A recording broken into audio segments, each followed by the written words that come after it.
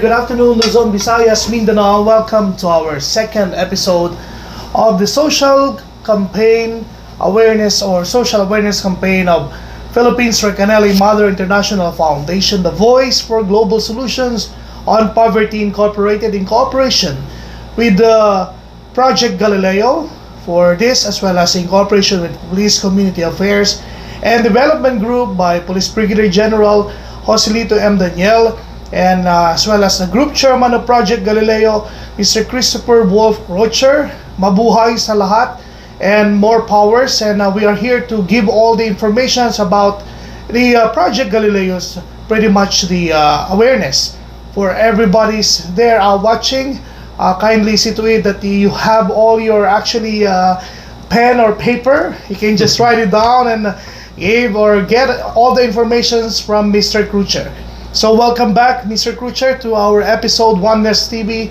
We are a member of Kapisanan ng Broadcaster ng Pilipinas. So go ahead, kindly give all the details, the messages for the sovereign Filipino people as well as the world. Well, thank you so much, Prince Altres, and You're I welcome. appreciate this forum to introduce many of our ideas, which I think are quite parallel with the purpose and ideas of the foundation. Okay. And today I'm going to talk about the universal theory of sustainability. All right. And what I mean by that, this is really a phrase coined by my mother Judith, who is a retired architect, but who has dedicated herself in her retirement, she's 82 years old, dedicated herself to making Project Galileo a sustainable project, especially when it comes to the environment. But really, the universal theory of sustainability includes also all the human beings in the city and all aspects of their lives. So I'll just begin. There's four areas that I'll address, time permitting, and they are sustainable energy production, sustainable food production, sustainable jobs and economics of the city, and environmental preservation, sustaining as much as is left of the environment, especially in the Philippines, which has very beautiful flora and fauna, much of which is endangered or threatened by human encroachment. So anyway, that's the topic that I've chosen today to discuss, but also I'm looking forward to the input and cooperation of the foundation. Energy production is our first area. Okay. And we're looking at every location on the earth actually has access to sustainable energy, mostly from nature. And a good example that everyone's familiar with is solar panels. Yes. And also wind farms are quite popular. And there's even wind farms in some areas that we've explored for cities of science, like Guimaras has a wind farm. So these are things we're familiar with, but there's many more technologies that Project Galileo brings to the table, that we can support an array of energy production. A good example is we have a great interest for the Philippines, especially in tidal power through tidal turbines. Tidal turbines are large turbines that can be sunk into these different channels where the tides flow in and out on a continuous basis and on a daily basis, day and night, and can produce energy. We focus largely and mostly on turbine technology. All renewable energy boils down to turbines which generate electricity in one form or another. Okay, we've talked about solar panels. We have a very special innovation as part of Project Galileo, part of our 300 technologies, which is graphene skins. Now, usually solar panels that are black in color absorb a certain band of light of the spectrum, and solar energy is divided into a spectrum of light. So essentially, we're able, with very thin graphene skins. Graphene is a graphite-based material produced in countries like India. And so if we layer the graphene skins, we can have up to 10 layers, for instance, that will capture 10 times more energy than a normal solar Wow. panel. So it's really a revolution in energy production once we begin producing these special solar panels, and we can also look at manufacturing them in the Philippines. Okay. So I think that this is also a good opportunity. All right. So highly efficient solar panels. We're interested in also new innovations like my partner in Italy, Mr. Vitale, Cleante Vitale, he implemented a program to put micro turbines inside of tunnels where trains went through and there was traffic, and also along highways where there was a lot of traffic. So the cars and trains displace air, and so this drives small turbines, and it can light a local town or city. So this is a very exciting capturing of wasted energy, which we can do, which generates no pollution, and it's available almost everywhere you can think, especially within cities with lots of traffic. Okay. Okay.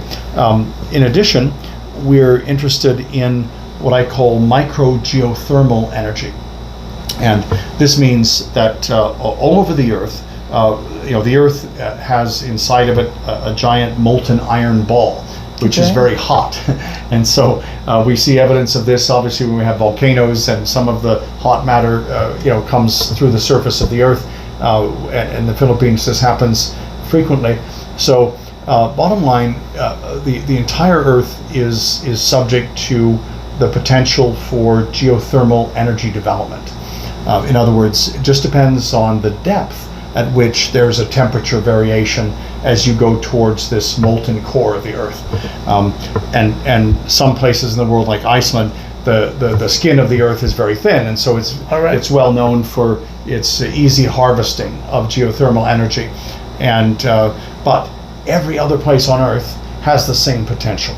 Okay. It's just a matter of how deep you go. We have a high-speed drill, which is one of our technologies, and we can drill a well and then place a micro turbine.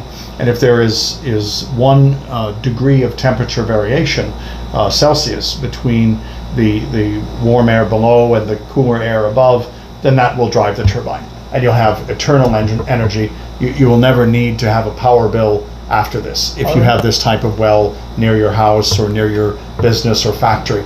So this is another very interesting technology that we would like to implement in our cities of science here in the Philippines. All right, we have there's other traditional energy sources here like hydroelectric power, and the Philippines is a very excellent target for hydroelectric development. It's already taking place, but a lot more can be done to develop that energy source for renewable energy. So each city of science, we would use whatever was best available locally to generate energy. There's coastal cities which can have wave power generation, or we can use tidal turbines as discussed, or they're windy, so we have a wind farm. Guimaras, which is one of the areas we're going to be developing as a city of science. Somewhere in Western Visayas. That's right, and almost in the center of the country. Okay. It has excellent potential for additional wind farms, so that's also on our list. Wind farms with giant, they have windmills with big propeller blades. These can damage wildlife, especially birds of prey. And we're interested in designs for windmills which are much safer for especially birds. But that can also include rare insects at times and other wildlife. So anyway, this is something where wind farms which are can be made to be more environmental in nature. So Project Galileo is also committed to preservation of avian life. Yeah, actually, Mr. Crutcher, there is a provision here in the Constitution that's actually corresponds to the environmental protection or something. I would like to read this one in Article 2, Section 16, Declaration of Principles and State Policies. The state shall protect and advance the right of the people to a balanced and healthy ecology in accord with the rhythm and harmony of nature. So I think that's the one of the basis for the foundation and as well as the Project Galileo. corresponds in this. So I'm very happy for that. Kindly continue. Indeed. I think the policies that we're developing for the cities of science and for our joint development projects together are in harmony with the Constitution. So I'm very happy to see this. It's something that in our own Constitution, which is quite old. I mean, we have to admit it's over 200 years old in the United States. Does not address the environment or many other areas. So that the Philippine Constitution addresses. So next, I'd like to talk about sustainable food production. Wow, that's very good. In this time of the COVID virus, it is highlighted that food production on a regional basis is inadequate. In some cases, there are people that are really going hungry during the lockdowns, where the distribution system has been disrupted and labor has been limited. People can't, if they have an agricultural job, they can't get to work or travel to a different province to work as harvesters. So there's been a huge breakdown of the normal infrastructure that feeds everyone. So I think that the one great advantage of the cities of science is that each one will have a green agriculture belt, which is adjacent to it or very near to it, whereby there'll be 10,000 agricultural jobs. Okay. And in addition to production of fruit, vegetables, grains, etc., and livestock, we'll also have food production facilities, such as factories, to produce value-added agricultural products. So this is about half of the green agricultural belt of 129,000 hectares will be enough to sustain the city as far as its food supplies forever and ever. Okay. The other half of the agriculture belt, other 50%, can produce for export, so that there's a good life-sustaining export revenues for the agricultural workers as well as other investors and entrepreneurs. Okay. So that's something. The sustainable food production is really, to my view, something terribly basic, and large cities do not have this advantage at this time. Okay. Obviously, a huge city like Manila, is not sustainable food-wise if you lock down its borders. All right. So this can be changed through redevelopment of urban cores to include food production through hydroponic systems, and these are you can find these in the internet all over, where there'll be a high-rise building which is restructured to grow almost every kind of fruit and vegetable imaginable, and either with natural or artificial light, and then just with water supply, that can be achieved. So also rooftop gardens. But one of the things about modern architecture is highlighting nowadays cities that look like an elevated garden, where there's trees and plants on the roof and all around the building. My personal view of this is that sometimes plants have to be separated from human beings, because if you have a jungle environment, you're going to have mosquitoes, you're going to have dengue fever in a place like the Philippines. I believe I like urban plants or planting, but not too much of it, so that really the green agriculture belt is where you're able to grow all of your food supplies, and in an organic fashion. This is organic agriculture, so that it doesn't involve chemicals, and you're not asking big companies like Monsanto Chemicals to provide frankenfood for you. You can instead grow organic and heirloom varieties of vegetables and fruits. In the Philippines, these are in incredible abundance. All right. And so even the so many kinds of avocados, and you just choose one fruit, and the variety is extraordinary. Yes. So this is a great advantage of the Philippines today that people take for granted. They don't realize how special it is. Yes. And you can go to California. It's a massive agriculture state. You do not have the variety of fruits and vegetables that the Philippines has. Okay. Okay, so we're excited about our organic food production and sustainable food production. So in the case of a lockdown, people aren't going to go hungry. The ordinances of the city will mean that if somebody can't afford food because of a disaster, the green agriculture belt is there for them. We can supply everybody with food, even those who can't pay for it in an economic downturn. Okay. All right. So the next area I'd like to discuss is sustainable jobs and economics. Wow, that's very good. Within the city of 100,000 people, we can organize and orchestrate for jobs to be available on a permanent basis for all citizens. And this is important because when you have high unemployment, right now in Spain, for instance, there's youth unemployment, which could be at 40%. Okay.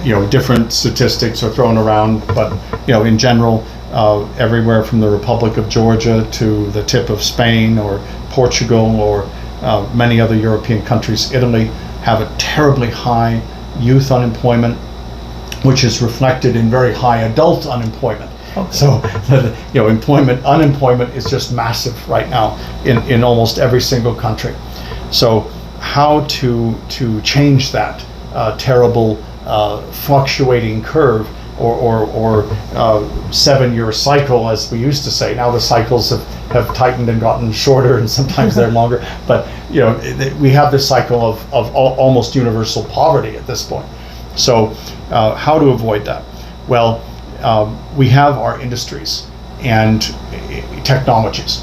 So looking at a place like Guimaras, the workers there will be working on harvesting mangoes for 3 months of the year. And I think that the number one peak month is May, but essentially there's 3 months of employment for the harvesters.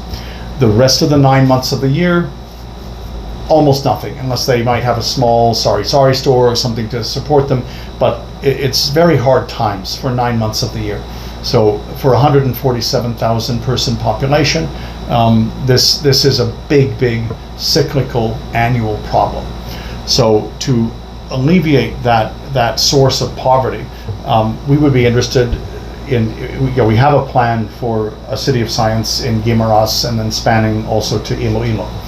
And within that city, we can create an industrial zone which produces, for instance, we're looking at lightweight containers made of a high-tech material, 1/3 the weight of aluminum and yet stronger than steel.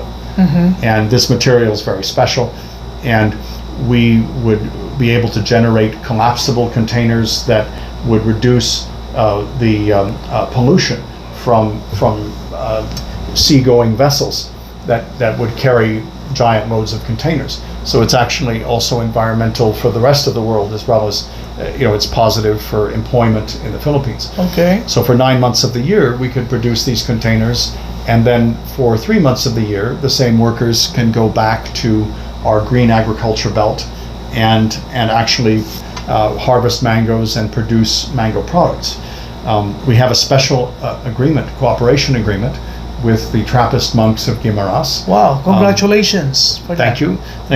They're going to help us to co-manage the green agriculture belt because they believe in sustainable agriculture. Okay. They produce some of the world's most famous mango-based products.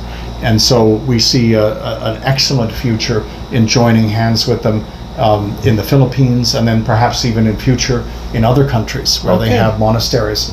So the concept of sustainable green agriculture in being able to feed the entire population of the city, no matter what happens, no matter what disaster comes our way. I think this is what a city of the future should be. Yes. Some people talk about smart cities and think that it's only about gadgets, but actually, no. Smart cities aren't that smart, we've found. And we're interested in our cities of science also being sustainable cities where people have a good life. Yes. And they're not at risk of starvation, they're not at risk of joblessness. This is our commitment. Yeah, there's actually in connection to the standard of living that's actually almost similar to the things that you have discussed, Mr. Crutcher. Let us read the article that also in Declaration of Principles and State Policies, in Article 2, Section 9, the state shall promote a just and dynamic social order that will ensure the prosperity and independence of the nation and free the people from poverty through policies that provide adequate social services, promote full employment, and a rising standard of living and an improved quality of life for all. So I think all the Filipinos now that who are watching, they're pretty much delighted and pretty much waiting for this moment to happen for a so-called implementation, because this 1987 Constitution has been sitting for quite a while. So this is something that every Filipino in this particular country is pretty much waiting for this action to be filled up. Well, Prince Altres, it's Yes. interesting that here it mentions the implementation of those policies. Yes. So our intent is to implement policies that incorporate social justice. Yes. One of them is that when it comes to older citizens of the City of Science, The senior citizens. that's right, 60 plus, and All right. in the United States, senior citizens are 64, but here they're 60. So Oh, okay. there's a difference. So, but 60 plus, and 60 plus. Some people have worked a lifetime, and Yes. they might have developed some kind of occupational injuries. There are even attorneys in this category that were All right. exposed to toxic building materials Yes. and eventually couldn't go to work anymore Okay. after a certain number of years of exposure. So, whatever the reasons, 60 plus, we're committed to provide a supplement so that they have a basic income for their living. Okay. Now, a City of Science, as far as my most recent study, costs about $12 billion to create in total, and it's maybe 5 to 7 years of development. But anyway, it should generate upon completion. Let's say that we owned all the businesses, which means every single store and business, which we will not. But if we did, that city would generate about $3 billion in income per year. Wow, that's amazing. So that's it. With that type of annual revenue, then bottom line, we can easily afford to support the older citizens. Okay. No problem. And in fact, what amazes me is that we can support them so easily out of these revenue streams of the city. Every community in the world can do the same.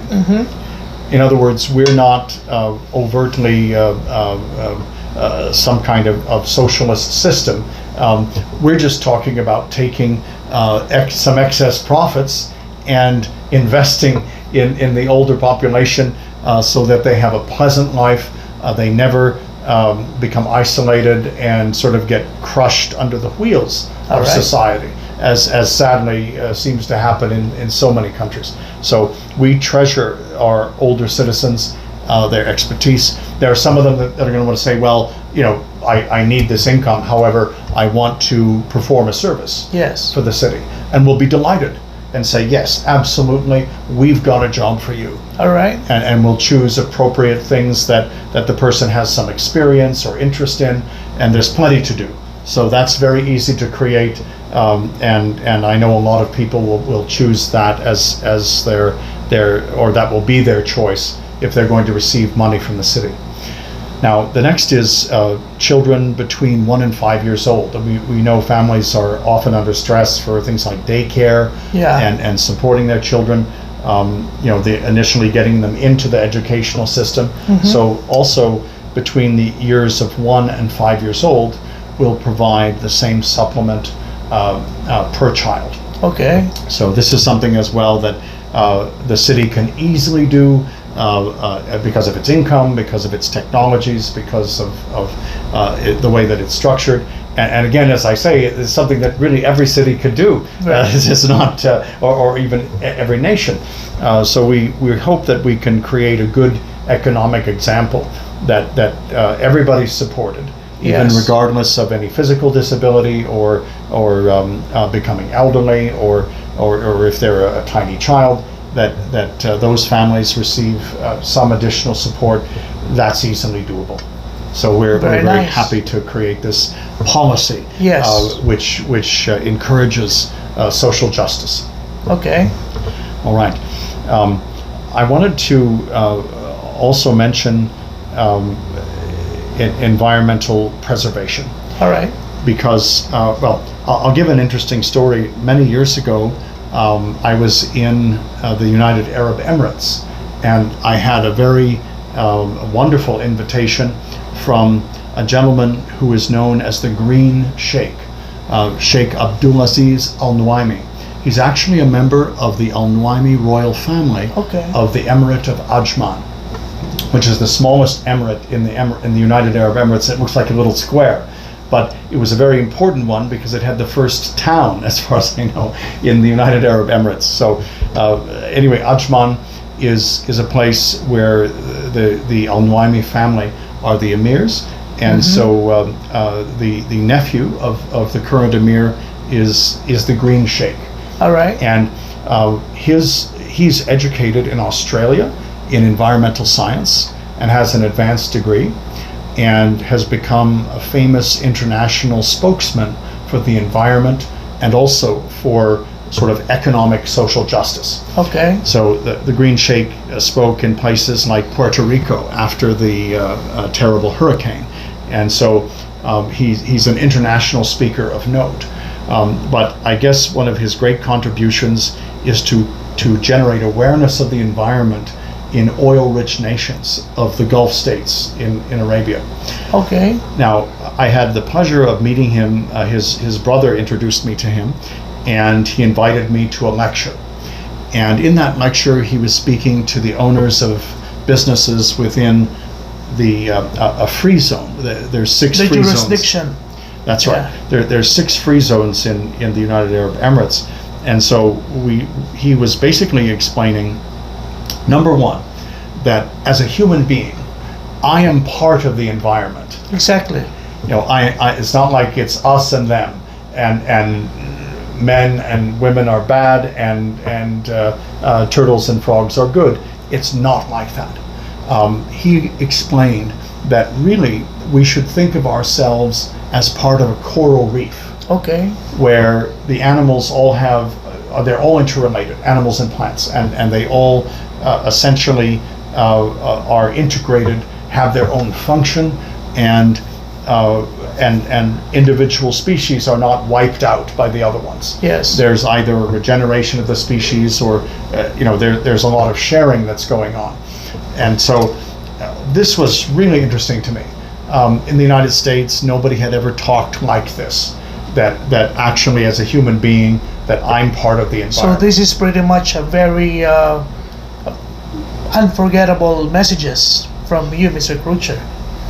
Well, I'm happy to essentially relay this message from the, from the lecture and from the Green Sheikh, Yeah, because right. it's universal wisdom. We must look at ourselves as part of the environment. Yes. The cities of science will include a no pollution policy, Wow, nice. because this damages ourselves as well as the environment, which we're part of the environment, so it's damaging. And pollution is an interesting choice. Okay, I call it a choice because technologically it doesn't have to exist. Yeah, that's true. This is one of the shocking facts of the reality of the world. And you think, well, why do we have belching smokestacks and all kinds of horrible pollution and plastic pollution in the ocean?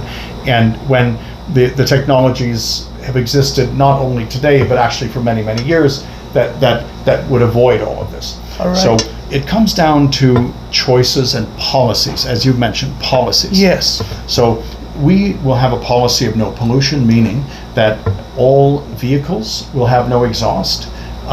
Energy generation systems will have no exhaust.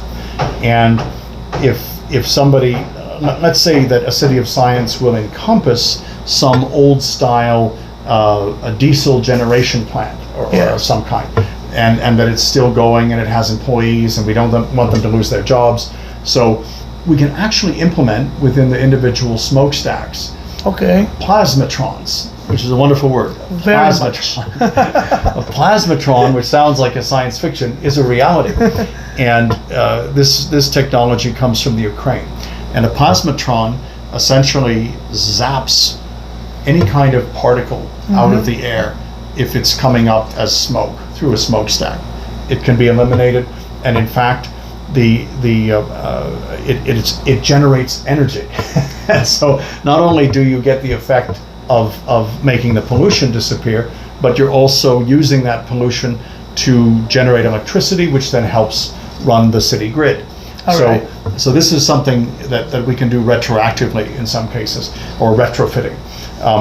Now, there's other ways to eliminate pollution, which in this case, if you have garbage that piles up in your home, then we're developing a plasmatron for the home.